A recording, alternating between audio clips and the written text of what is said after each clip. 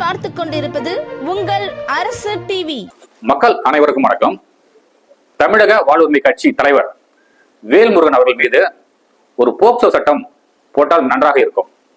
ஏன்னா அவருடைய பேச்சு பெண்களை, குழந்தைகளை, பெற்றோர்களை இழிவுபடுத்த வகையான பேச்சு. ஒரு ப்ரோக்ராம் நடக்குது. விஜய் அவர்கள் அவருடைய சொந்த பணத்துல நன்கு படித்த பிள்ளைகளுக்கு, மாணவ செல்வங்களுக்கும் அவர் அவரால் முடிந்த உதவியை செய்கிறார். அது உன்னால் பொறுத்து கொள்ள முடியவில்லை அப்படின்னா நீங்களாம் எதுக்கு சார் அந்த மாதிரி பேசுறீங்க? ஒரு கட்சி தலைவர் நீங்க, அதாவது தமிழர்களுக்காக தமிழக வாழ்வுரிமை கட்சின்னு சொல்லிட்டு தமிழக மக்களை ஈனர் பிறவின்னு சொல்றீங்களா? உங்களுடைய மோசமான இந்த பேச்சு வரும் தேர்தல் வருது பாத்தீங்களா, அதுல நிச்சயமா பிரதிபலிக்கும். நீங்க உங்களுக்கு ஏற்கனவே ஒரு 100 பேர் இருப்பாங்கன்னு நினைச்சீங்க, அந்த 100 பேர் கூட இல்லாம போயிடுவாங்க. வார்த்தைகள், ஒரு கட்சி தலைவருக்கு வார்த்தைகள் முக்கியம். எவ்வளவு இழிவான பேச்சு! நான் அதுக்கு தான் சொல்றேன், போக்சோ சட்டத்தில் இடம் இருக்கிறது. அதாவது பெண் குழந்தைகளை இழிவாகவும் ஆபாசமாகவும் பேசினால் போக்சோ சட்டம் பாயலாம்.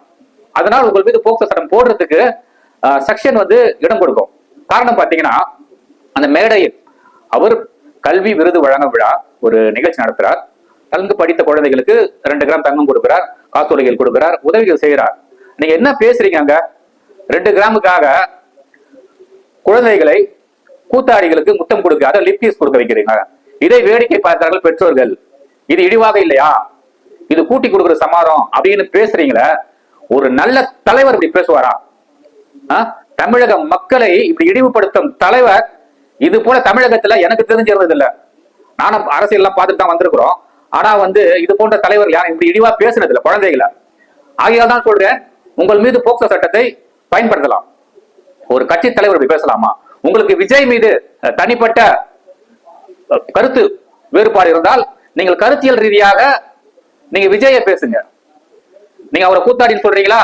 இந்த சினிமாக்காரர்கள் பின்னாடி சுத்துறாங்களே, அவரை தொடப்பத்துக்கு அடிக்கணும், நான் ஒரு நாள் சொல்றேன் செருப்பால் அடிக்கணும் இப்படின்லாம் பேசுறீங்களே. போயஸ் கார்டன் வாசல்ல நிப்பாங்க. ஏன் நீங்க சினிமா பார்க்க மாட்டீங்களா? இல்ல சினிமா துறையை சார்ந்த அப்படியே ஒரு ரஜினிகாந்தோ, ஒரு கமலஹாசனோ, விஜய் வந்தனோ ஒரு பெரிய கும்புறு போடுறீங்களா, கை கொடுக்குறீங்களா? அப்ப இதெல்லாம் போலி வேஷம். நீங்க என்ன பண்றீங்களா? வேஷம் போட்டு நடிக்கிறீங்க. அங்க ஒரு பேச்சு, இங்க ஒரு பேச்சு, யாருக்காவது கூட்டம் சேர்ந்துச்சுன்னா உடனே சினிமாக்காரர்களை கூத்தாடி அவருக்கெல்லாம் போயிட்டு இந்த மாதிரி பண்றீங்களே. இதெல்லாம் பாத்தீங்கன்னா ஒரு பொறாமை. அதாவது விஜய் அவர்களுக்கு உண்மையாகவே கூட்டம் அலைமோதுகிறது. அவர் நல்ல விஷயங்களை செய்கிறார். இந்த கூட்டத்தை பார்க்கும் பொழுது வேல்முருகன் போன்றவர்களாலாம் தாங்க கொள்ள முடியல. ஏன்னா அவங்களாம் இத்தனை வருஷமா கட்சி நடத்துறாங்க. பாட்டாளி கட்சி இருந்தாரு, அங்க தனியா வந்தாரு, தமிழக வாழ்வுரிமை கட்சி நடத்துறாரு, அவர் நடத்துறாரு.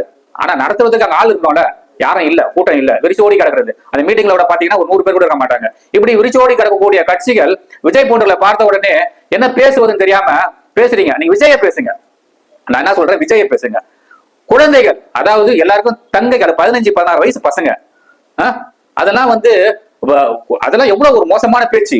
உங்களுக்கு அக்கா தங்கை அப்படி இருந்தாலும் உங்களுடைய குழந்தைகள் கூட இருக்கும்ல, அப்படி போய் பேசலாமா? அது பெற்றோர்களை வேற பேசுறீங்க, கூட்டி கொடுக்குறாங்கன்னு சொல்லிட்டு. இதெல்லாம் ஒரு தலைவர் பேசக்கூடிய பேச்சா? எவ்வளவு கேவலமான பேச்சு, இழிவான பேச்சு. சமுதாயத்தில் இப்படி இழிவான பேச்சுகள் எல்லாம் தமிழக மக்கள் கேட்கணுமா? அப்ப வாக்கு உங்களுக்கு ஒரு அரசியல் வருது, அரசியல் கட்சி அவரை நடத்துறீங்க. தேர்தல் வரும்பொழுது எங்க நிக்கிறீங்க? மக்கள் கிட்ட நிக்கிறீங்க. அப்போ தமிழக மக்களையும், தமிழக பெண்களையும், தமிழக பெற்றோர்களையும் நீங்கள் இழிவுபடுத்தி பேசினால் இது எந்த விதத்தில் நியாயமாகும்? உங்களுக்கு இதெல்லாம் நீங்க பேசுறீங்களா? உங்களுக்கு வெட்கமாக இல்லையா? உங்கள் மனசு உறுத்தலையா? இப்படி எல்லாம் பேசுறேன்னு சொல்லிட்டு டக்குன்னு அப்படியே பேட்டியை மாற்றி கொடுக்குறீங்க. நான் இப்படி எல்லாம் பேசல, நான் 1 மணி நேரம் பேசினேன், அதுல இருந்து திரித்து இப்படி போட்டாங்க. என்னதான் திரித்து போட்டாலும் பேசின பேச்சு தானே. அதுல என்னத்தை போயிட்டு திரிக்க முடியும்? ஒன்னும் திரிக்க முடியாது. நீங்க ஒரு பேசினா ஒன்னும் மோசமா தான் பேசிருப்பீங்க. அப்ப எல்லாரையுமே இப்படி கேவலமா பேசுறீங்களா? இது எந்த விதத்தில் நியாயமாகும்? ஆனால் இதெல்லாம் பாத்தீங்கன்னா வருகின்ற தேர்தலில் பாத்தீங்கன்னா உங்களுக்கு எல்லாம் ஏற்கனவே ஓட்டு இல்ல. அது ஒரு பக்கம். திமுக என்ற ஒரு கட்சி இல்லைன்னு சொன்னா இது போன்ற தமிழக வாழ்முறை கட்சி எல்லாம் இருக்கவே இருக்காது. இவருக்கு உங்களை போன்ற ஆட்களை எல்லாம் உள்ள சேர்த்து வச்சிருக்கிறதா திமுகவுக்கு தலைவலி. ஏன்னா நீங்க எது பேசினா பாருங்க, அது திமுக பிரதிபலிக்கும். ஏன்னா நீங்க உதயசூரியன் சின்னத்துல நின்று வெற்றி பெற்றீங்க. ஏன்னா தனியா நீங்க எந்த சின்னத்துல வெற்றி பெற முடியாது, ஒரு 100 ஓட்டு கூட வாங்க முடியாது. ஆனால் எதற்கு திமுக போன்ற பெரிய பெரிய கட்சிகள்லாம் உங்களை உள்ள சேர்க்கிறது தான் தெரியல. ஆனா தேர்தலில் நீங்கள் பேசிய பேச்சு தேர்தலில் பிரதிபலிக்கும், கூட்டணி கட்சிகளுக்கும் பிரதிபலிக்கும் இது. ஏன்னா மக்கள் நீங்க நினைக்கிற மாதிரிலாம் இல்ல, ரொம்ப தெளிவா இருக்கிறாங்க. இப்போ ரொம்ப தெளிவாவே இருக்கிறாங்க. அதனால நீங்க எதுனா பேசிட்டு போயிடலாம், உங்களுக்கு கைத்தட்டு கிடைக்கணும், சினிமாக்காரர்களை விமர்சனம் பண்ணணும், சினிமாக்காரர்களை திட்டணும் அப்படின்னு சொல்லிட்டு நீ சினிமாக்காரர்களை திட்டுங்க. எவ்வளவு இழிவான அங்க என்ன பண்றாங்க குழந்தைகள் பாசத்தோட அண்ணா விஜய் அண்ணா விஜய் அண்ணா சொல்லிட்டு சின்ன சின்ன குழந்தைகள் பாசத்தோட அவளை கட்டி பிடிச்சிக்கிறாங்க. இதுல ஒரு தப்பு இல்ல, செல்ஃபி எடுக்கிறாங்க. இதுல என்ன தப்பு இருக்குது? இதுல எப்படிங்க நீங்க தப்பு சொல்லுவீங்க குழந்தைகளை போயிட்டு? ஒரு ஒரு ஒரு கமலஹாசனா இருக்கட்டும், ரஜினிகாந்தா இருக்கட்டும், யாராக இருக்கட்டும், அரசியல்ல நல்ல பிரமுகரா இருக்கட்டும், எல்லாரும் ஓடி போயிட்டு நம்ம கட்டி பிடிச்சி பேசுறது இல்லையா? அண்ணன் தம்பி உங்களுக்கும் அந்த மாதிரி அக்கா தங்கை குழந்தைகள், இதெல்லாம் யோசிச்சு பாருங்க. மிகப்பெரிய தப்பு. வேல்முருகன் அவர்கள் மன்னிப்பு கேட்க வேண்டும், இது போன்ற விஷயத்தில் மன்னிப்பு கேட்க வேண்டும்.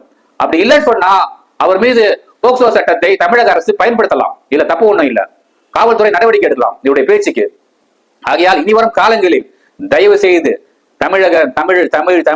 தமிழகம் என்று பேசிக்கொண்டு தமிழக மக்களை இழிவுபடுத்தி பேசாதீர்கள், குழந்தைகளை இழிவுபடுத்தி பேசாதீர்கள். நீங்கள் எல்லாம் ஒரு அரசியல் கட்சி நடத்துவதற்கு தகுதி உள்ளவர்களா என்று நினைத்து பாருங்கள். மிகப்பெரிய தவறு. இது போன்ற பேச்சுக்களை நிறுத்த வேண்டும். இனி பேசாதீர்கள். நீங்கள் பேசக்கூடிய ஒவ்வொரு பேச்சும் திமுகவை பாதிக்கும். ஆனால் திமுகவும் இது போன்ற பேச்சாளர்களை தயவு செய்து தடுத்து நிறுத்துங்கள், வெளிப்படையாக பேச வைக்காதீர்கள். இது போன்ற பேசினால் நீங்களும் ஒரு எச்சரிக்கை அனுப்பலாம். ஏன்னா உங்களுடைய சின்னத்தில் நிற்கிறாங்க, ஒரு எச்சரிக்கையை நோட்டீஸை அனுப்பலாம் அவர்களுக்கு என்று கூறி இனி வரும் காலங்களில் மக்கள் பதில் சொல்வார்கள் உங்களுக்கு சொல்லி விடைபெறுகிறேன். நன்றி, வணக்கம்.